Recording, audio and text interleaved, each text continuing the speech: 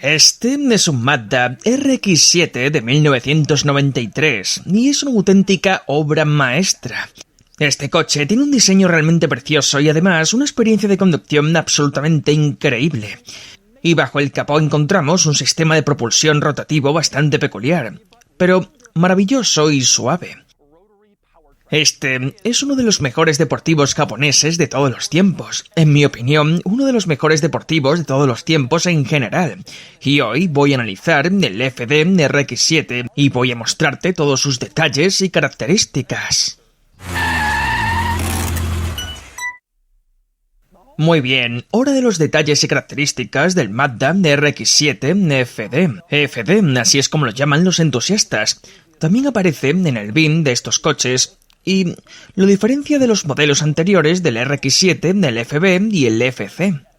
Mazda llevaba años fabricando el RX-7 cuando apareció este coche y siempre había sido el deportivo insignia de la gama de Mazda.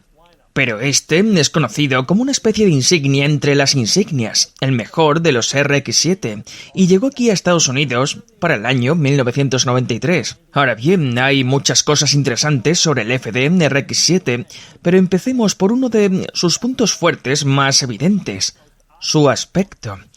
Siempre he pensado que este coche es absolutamente precioso, un diseño tremendamente limpio y sencillo, que no se volvió demasiado recargado, agresivo o exagerado, como algunos de los otros coches japoneses de aquella época, como el Subaru SVX, con su alocada superficie acristalada, o el Mitsubishi 3000 GT, con todos sus adornos y elementos llamativos.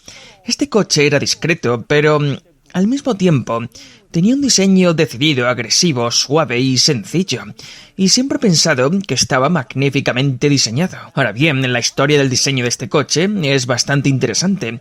Para crear la siguiente generación del RX-7, Mazda organizó un concurso interno de diseño entre sus 4 estudios de diseño, 2 en Japón, uno aquí, en el sur de California, y otro en Europa. Los diseñadores presentaron sus propuestas para intentar ser los elegidos para diseñar el próximo RX-7.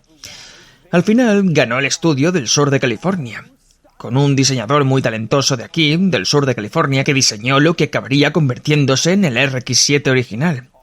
De hecho, he visto el prototipo original del RX-7. Se encuentra en el Petersen Museum, en Los Ángeles, y es increíblemente fiel a las formas del coche que finalmente llegó a producción. Creo que la historia del diseño de este coche es que acertaron desde el principio. Tenían el aspecto adecuado y no lo modificaron demasiado y simplemente salió perfecto. Bien proporcionado, limpio, suave. Simplemente tiene un aspecto fantástico y utilizaron algunos trucos interesantes en el exterior del coche para mantenerlo especialmente limpio y fluido. En la parte delantera tenemos faros escamoteables, de modo que cuando el coche está parado solo se ve la carrocería del mismo color en esa zona, y los faros no estropean a las líneas del frontal. En el lateral hicieron otro gran truco, integrar las manillas de las puertas en la moldura que rodea la puerta. Como podéis ver, están básicamente junto a la ventanilla, aquí, sobre esta moldura negra, que las oculta un poco. Obviamente, no las oculta por completo, todavía se pueden ver, pero sin duda cumple el objetivo de quitar la manilla de la carrocería, que es otra interrupción bastante molesta que a veces se ve en el diseño de los coches. Aquí de nuevo tenemos un aspecto limpio y fluido que ilumina la manilla de la puerta del lateral del coche. Y ocurre lo mismo en la parte trasera con los pilotos. No soy muy fan de los pilotos oscurecidos, pero así es como se veía este coche de fábrica y de nuevo tenía una finalidad. El objetivo era ocultar un poco el conjunto habitual de luces traseras de diferentes colores y formas. Simplemente querían tenerlas bajo un único panel limpio y fluido, y lo hicieron bastante bien. Podéis ver los intermitentes, las luces de freno. En realidad todas son bastante brillantes cuando están encendidas, pero cuando están apagadas, de nuevo, ayudan a mantener el aspecto fluido de este coche. Realmente fue un diseño magistral. Pero más allá del diseño, otra parte importante de la personalidad de este coche es el sistema de propulsión rotativo. El motor rotativo y el Mazda RX-7 van prácticamente de la mano. Es decir, este coche está definido en parte por este motor y viceversa. Cuando oyes hablar de un motor rotativo, generalmente piensas en un RX-7. Ahora bien, no voy a ponerme demasiado técnico aquí, nunca lo hago, pero el motor rotativo es muy diferente de un motor de combustión convencional. Sigues echando gasolina, lo arrancas y hay una chispa, igual que en los coches normales, pero en lugar de tener pistones que suben y bajan dentro de los cilindros, tienes una especie de enorme disco giratorio, un rotor, o varios rotores, en algunos casos, que giran y giran a altas velocidades para generar la potencia necesaria para mover el coche. Es un sistema de motor muy diferente al de la mayoría de los vehículos y un sistema de propulsión rotativo tiene algunas ventajas reales. Por ejemplo, es increíblemente suave cuando conduces. Responde con muchísimas ganas y además está muy bien equilibrado, lo que contribuye enormemente al carácter de un deportivo.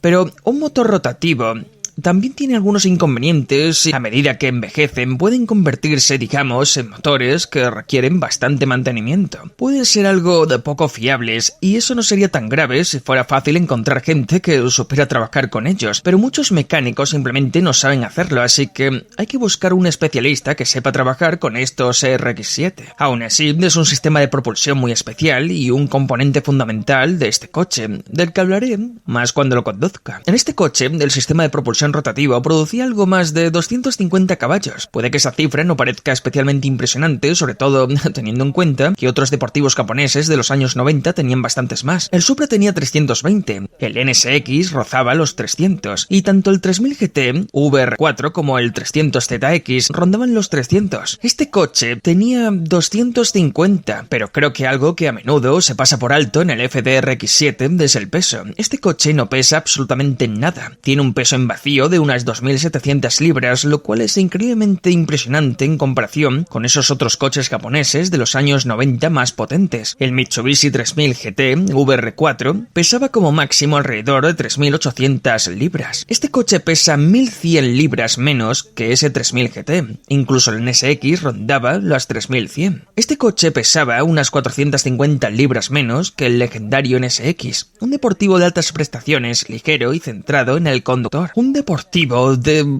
altas prestaciones, ligero, centrado en el conductor. Este coche era realmente ligero, de una forma impresionante. Así que 250 caballos, que por cierto se conseguían en parte gracias a un turbocompresor añadido al sistema de propulsión rotativo, 250 caballos eran suficientes para llevar a este coche de 0 a 100 en menos de 5 segundos. Vale, otro detalle del exterior de este RX-7 que quiero mencionar antes de pasar al interior es que este coche tiene el paquete R1, que era el paquete de altas prestaciones que los entusiastas más valoraban al buscar estos coches. El RX-7 se ofrecía básicamente en 3 versiones durante esta época. Había un modelo básico y podías comprar simplemente el RX-7 normal o elegir entre uno de 2 paquetes. Estaba el paquete Touring y el paquete R1. El paquete Touring estaba orientado al lujo. Si lo elegías, tenías techo solar, lo cual estaba bastante bien, tenías un sistema de sonido Bose, bastante lujoso, tenías tapicería de cuero, obviamente una característica agradable, y también estaba disponible una transmisión automática. Un NSX automático suena a sacrilegio, pero se ofrecía. Ahora bien, si elegías el paquete R1, esa era la opción orientada a las prestaciones. Los R1 solo venían con transmisión manual. No había techo solar, y el paquete R1 añadía una suspensión más deportiva, una conducción un poco más dura, pero también un comportamiento algo mejor. El paquete R1 también incorporaba un enfriador de aceite del motor para mantener la temperatura bajo control durante un uso intensivo en circuito, e incluso eliminaba el control de crucero. Si tenías un R1, no tenías control de crucero. También hay 3 formas de distinguir exteriormente un RX-7 R1 de un modelo estándar. Una de ellas es, mirar el interior y ver que estos asientos tienen tapicería de ante, en lugar del cuero o tela habituales, y eso era propio del R1. Más importante y más evidente aún, el alerón trasero solo venía en los modelos R1, como de parte del paquete de prestaciones, y el spoiler delantero también era exclusivo del R1. Y como he mencionado, este coche tiene esas cosas, así que es un R1.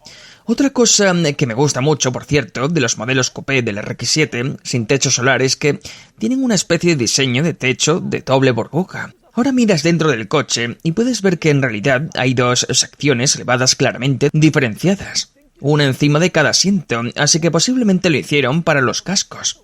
Si tenías un RX-7 Coupé, eras un piloto de circuito, llevabas casco y por eso hicieron un poco de espacio adicional. Bastante curioso.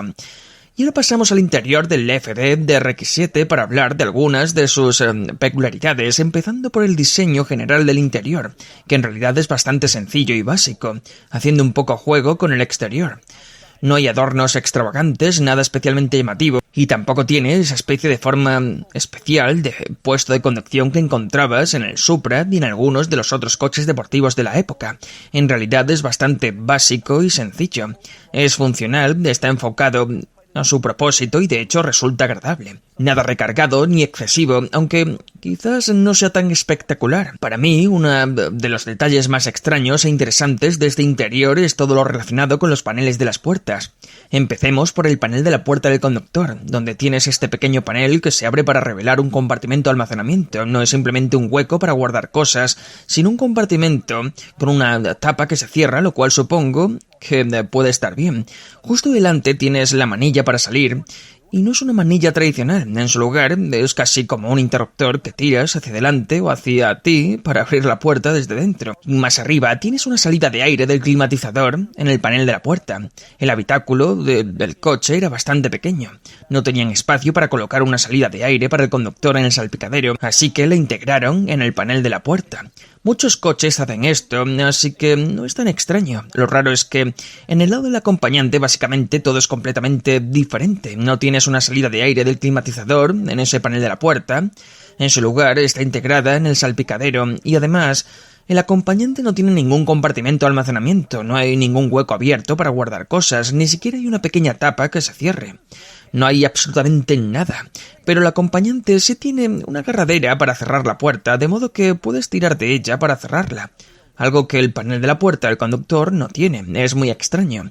Tienes diseños completamente asimétricos. Los paneles de las puertas del conductor y del acompañante son definitivamente un poco peculiares, y más peculiaridades en este interior estarían en el salpicadero, en el cuadro de instrumentos. Curiosamente, no enciende los faros. Ese es el interruptor situado en el extremo de la palanca de los intermitentes. Solo los hace subir, y la idea es que si quieres limpiar los faros, puedes pulsarlo y hacer que suban sin encenderlos.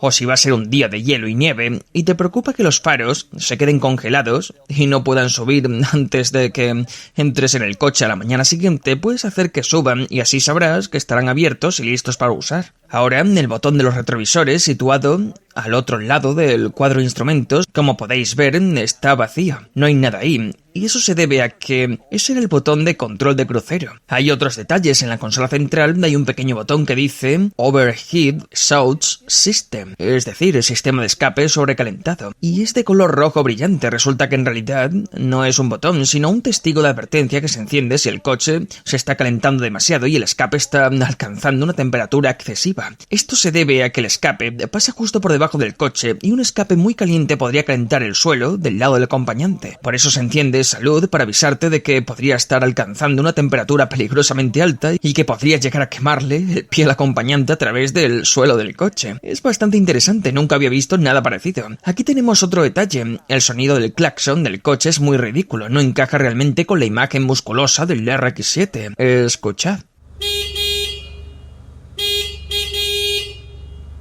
Y ahora, otro detalle, de vuelta en la consola central, el cenicero es ciertamente curioso. Tienes un hueco en la consola central para el cenicero, y detrás de ese hueco hay otro hueco, y dentro de ese hay otro hueco más. Bueno, el hueco más pequeño es donde se supone que debes meter el dedo para abrir la pequeña compuerta y acceder al cenicero. El hueco más grande se puede extraer completamente del coche para que puedas vaciar las cenizas en una papelera. Lo interesante es que hay una pequeña ventana naranja en la parte superior del cenicero, y está ahí para la iluminación.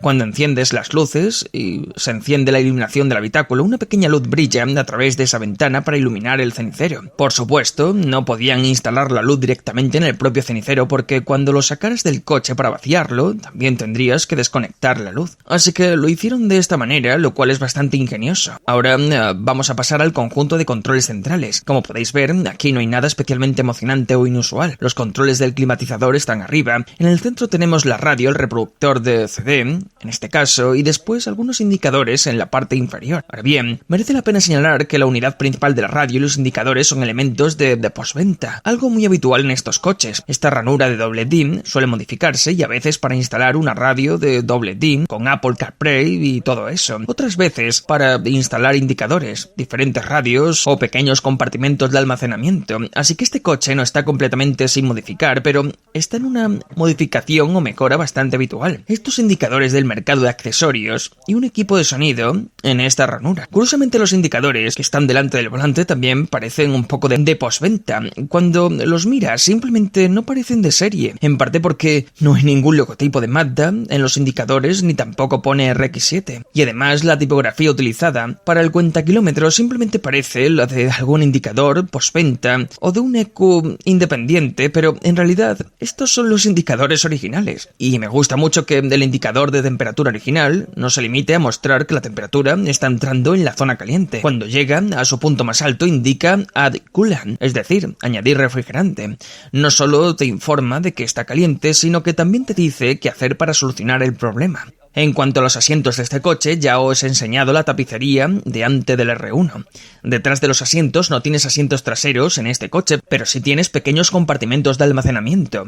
Podéis ver que se abren y que en realidad resultan sorprendentemente útiles. Dejan al descubierto una cantidad bastante decente de espacio de almacenamiento donde puedes guardar cosas y dejarlas ahí si no quieres meterlas en el maletero. Y por último pasamos al área de carga del FD RX7. Abres el portón trasero y descubres el espacio de carga aquí atrás. Hay algo de espacio para guardar cosas, aunque no es precisamente enorme. En realidad es bastante ancho y bastante largo, pero es muy poco profundo.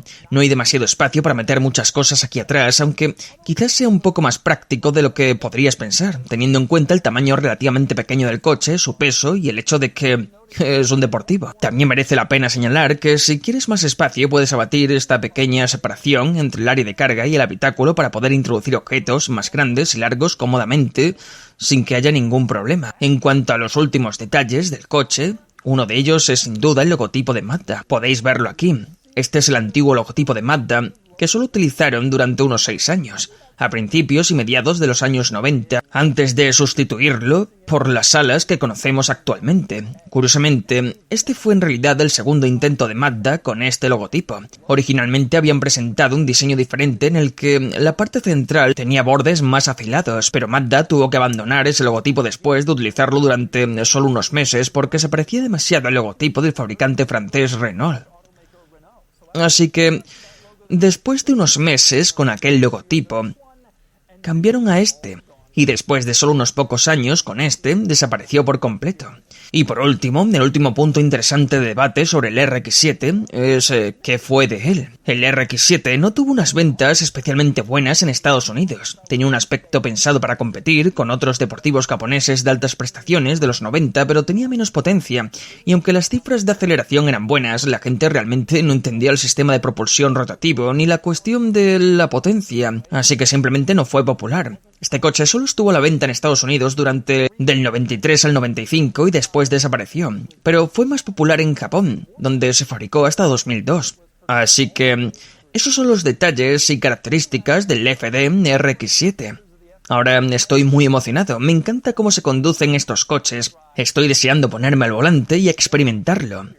Muy bien, conduciendo el FD RX7, y esto es un auténtico placer. Los espectadores más atentos, aquellos con buena memoria, se darán cuenta de que ya analicé el FD RX7 hace no demasiado tiempo, y he vuelto a analizar algunos coches. Han pasado 6 o 7 años, por ejemplo, y mi formato es diferente. Merece la pena volver a echarles un vistazo y todo eso. Los valores han cambiado, la posición en el mercado ha cambiado, pero el FD lo analicé hace no mucho tiempo, y no me disculpo por ello.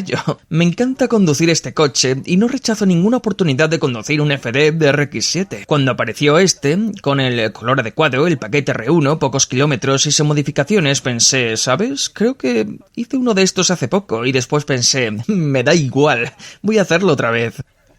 Lo que tiene de tan especial el RX7, y algo que siempre me ha gustado muchísimo, es que todo el mundo lo asocia con los grandes deportivos japoneses de altas prestaciones y 6 cilindros de los años 90, que eran el Supra, el NSX, el 3000 GT y el 300ZX.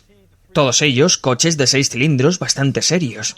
Y este coche está asociado con esos coches porque salió al mismo tiempo que ellos. Tenía aproximadamente el mismo nivel de prestaciones y aproximadamente el mismo precio. Pero lo que la gente pasa por alto es que este coche pesaba muchísimo menos que todos esos coches. Y este coche era, en cierto modo, algo completamente diferente. Era casi más como un Miata grande. Simplemente estaba más cerca de la categoría de coches pequeños. Y el resultado de eso es que la experiencia de conducción es increíblemente gratificante, a un nivel difícil de igualar y especialmente difícil de igualar por aquellos coches que, si somos sinceros, eran bastante pesados y tenían mucha potencia para compensar su peso. Pero este coche no necesitaba hacer eso. Aquellos coches eran todos muy avanzados tecnológicamente, muy caros y muy pesados. Era una especie de nueva frontera, lo mejor de lo mejor. Este coche seguía más en la filosofía antigua de hazlo ligero, hazlo divertido. Y además, este coche tenía algunas cosas más a su favor. No solo tenía poco peso, sino que, al ser un coche rotativo, tiene esta situación increíblemente maravillosa en la que el sistema de propulsión es simplemente la cosa más suave que experimentarás en tu vida. Es fantástico hasta llegar al corte de inyección. Es un sistema de propulsión precioso en un coche precioso. La palanca de cambios y el embrague del coche son fantásticos. Son buenos, con una sensación perfecta. Tiene el más mínimo toque de imprecisión, pero el peso es perfecto. No tiene ese defecto elástico. Es muy lineal. Y la palanca de cambios es fantástica. Simplemente la metes en la marcha. Hacer el punta tacón y sincronizar las revoluciones. Oh, it's so good! It's so good! Es muy lineal, incluso con el turbo, es muy lineal y se siente rapidísimo, aunque solo tenga 250 caballos, y esa es una combinación brillante. Este sistema de propulsión, increíblemente suave y dispuesto a responder, en un chasis igualmente suave y dispuesto a responder, con una distribución de pesos brillante. El coche es magnífico, una experiencia magnífica a todos los niveles. ¡Cómo me encanta ese sistema! Me encanta ese calor, me encanta cómo acelera. Dios, el coche es un cohete. Definitivamente se siente más rápido que un Supra. Y se siente tan rápido como un NSX. Es un cohete. Y después tienes una dirección maravillosamente predecible y fácil, una sensación fantástica. Y es una experiencia genial. El coche es, creo que, uno de los grandes en cuanto a la conducción. Me encanta el chasis. La dirección es un poco imprecisa, pero no muy diferente de los coches de la época. Pero el chasis es tan elástico, tan dispuesto a responder, tan alegre, tan emocionado por ponerse en marcha. Y este increíble sistema de propulsión también está tan dispuesto a responder y tan divertido, y además es un coche precioso. Es uno de los coches más bonitos, y acabas teniendo una de las experiencias de conducción más increíbles de los años 90. Sin ninguna duda, una de las mejores experiencias de conducción de los 90, en cualquier coche, a cualquier precio, no solo entre los japoneses, ni solo dentro de este segmento. Creo que quizás sea un sacrilegio decirlo, pero sinceramente creo que prefiero conducir este coche antes que un NSX. Simplemente creo que este coche es igual de dispuesto a responder, igual de divertido. El sistema de propulsión es mejor. Es simplemente un sistema de propulsión divertido que sube de vuelta suave y emocionante. Prefiero la sensación de la palanca de cambios y el embrague. Es tan pequeño y tan compacto. Se siente más pequeño y compacto que el NSX. Creo que este coche ofrece una experiencia original y además es precioso a la vista. Yo tendría uno. Si tuviera asientos traseros o si no tuviera la limitación del motor rotativo y los problemas de fiabilidad. Creo que este coche sería mucho más valorado y probablemente incluso más querido que el Supra y el NSX. Y así era el Mazda RX-7 de 1993, el FD. Este coche es fantástico, es precioso a la vista, es realmente maravilloso de conducir en todos los aspectos y el sistema de propulsión rotativo es una parte muy importante de ello. Es el alma del coche y forma parte de lo que lo hace tan bueno al volante, aunque también provoque algunos problemas a la hora de ser propietario. Pero quizás merezca la pena. Y podíais conseguir este RX-7 en Cars and Beats. En fin, ahora es momento de darle al RX-7 una puntuación. y la puntuación es de 53 de 100. Para empezar, el FD tiene la puntuación más alta en la categoría de coche para disfrutar del fin de semana de todos los coches de aquí, y se la merece. No solo es un coche precioso, sino que también es rápido, ágil y divertido. Y desde una perspectiva puramente de conducción, preferiría tener este coche antes que cualquiera de los otros de esta lista. Sí, incluso antes que el S2000 y el NSX. Los inconvenientes, donde pierde puntos por su practicidad limitada y por una reducción de las puntuaciones de valor y calidad, debido a los posibles costes de propiedad asociados al sistema de propulsión rotativo. En general, el coche es fantástico y toda una ganga se puede soportar las particularidades del motor rotativo.